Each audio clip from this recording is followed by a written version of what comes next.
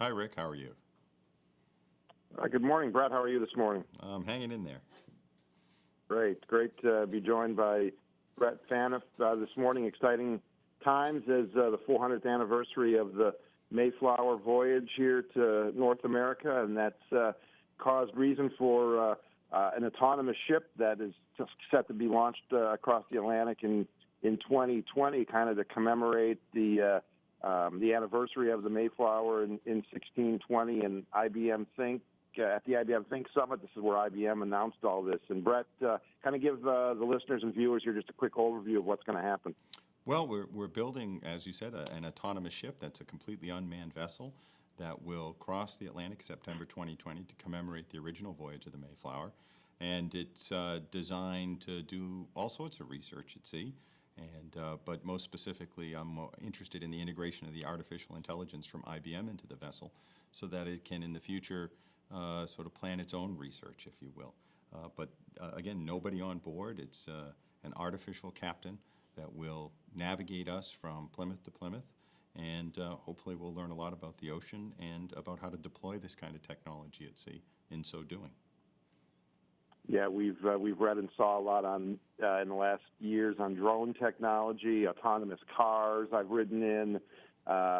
This is kind of the next step. And have you guys kind of learned from and taken data from previous autonomous projects and vehicles and such to do this, or are you kind of doing it on your own terms? A little bit of everything. We've done a lot of unmanned systems that were highly robotic and automated, but weren't really autonomous in the sense that you could have a person directly in the loop controlling them. And they weren't really intended to sort of dynamically replan their route as a consequence of sort of weather or data stimulus that they got. So we are, of course, building on all the great tools that IBM has developed over the past decades, things like Power AI Vision and new edge computing technologies that allow us to actually deploy very sophisticated machine learning on a vessel like this. Couldn't have done it 5, 10 years ago, and now it's sort of the capability in terms of microelectronics and software and the programs that we have available to us is culminated in the opportunity to do this. As far as integrating tech from automobiles, it's kind of interesting. It's a very different thing, actually.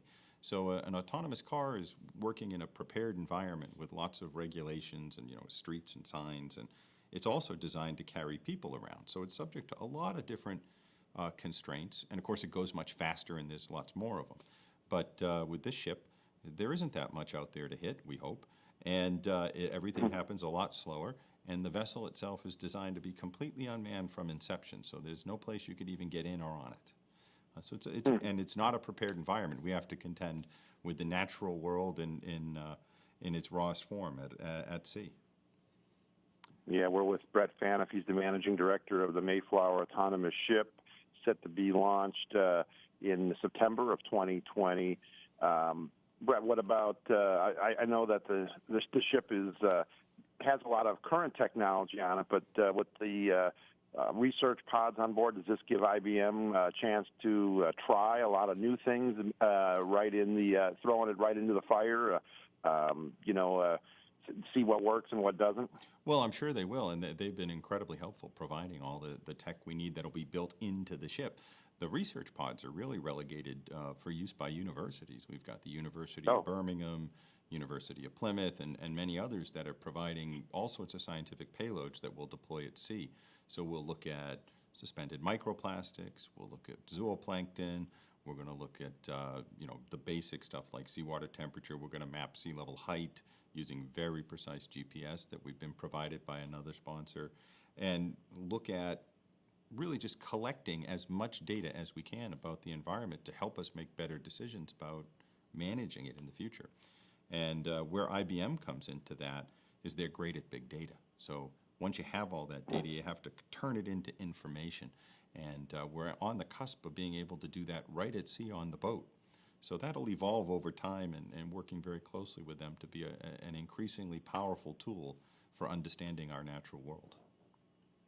Yeah, not only great vessel research here, but also pardon the pun, the next wave of ocean research is going to be happening on this trip. And where is the ship being built, Brett? Oh, it's being built in a lot of places. So the hull's actually being built in Gdansk, Poland, and then the software is being built in my offices in Plymouth, UK, partly in Nice, partly in Toronto, and partly in Austin. So we're sort of capitalizing on the sort of digital workspace, if you will. Yeah, using the best builders in the world, and so this is going to be great, something great to follow for people. And as someone from Massachusetts and the Boston area, you grew up learning about this and living right in the area where this all happened 400 years ago. What does this mean to you personally? Oh, as you said, I grew up in Boston. I grew up on the sea. I come from a family of Navy men and mariners, and I made all the obligatory trips down to Plymouth and to Provincetown to see the monuments that commemorate the Pilgrims' arrival. And now, oddly, I live in Plymouth in the UK, so I'm sort of touching it on both sides. And then my work as an oceanographer, as an engineer, and then in a previous life as an archaeologist and a historian, it sort of both geographically and from my experience, this particular project pulls all those little strands together for me into something that's really wonderful to work on. It allows me to focus my whole person on one thing that I get to be altruistic about, which is unusual these days, and I'm very lucky. Sure. As someone who knows the ocean well knows, September can be the ocean can be a little tricky with Yes. weather patterns and such. Will the ship be able to navigate around bad weather? Is it planned to go through bad weather? Take me through how that's what the thought process on that is.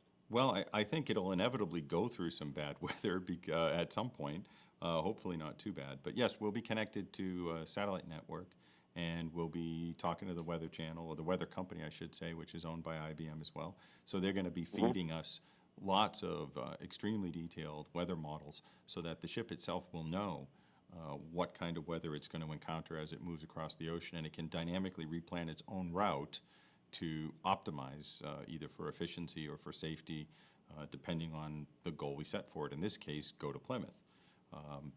Weather's an interesting problem. You know, the original Mayflower 400 years ago encountered bad weather, and the ocean hasn't changed all that much in that time. So in some ways, it's very similar for us to deal with it.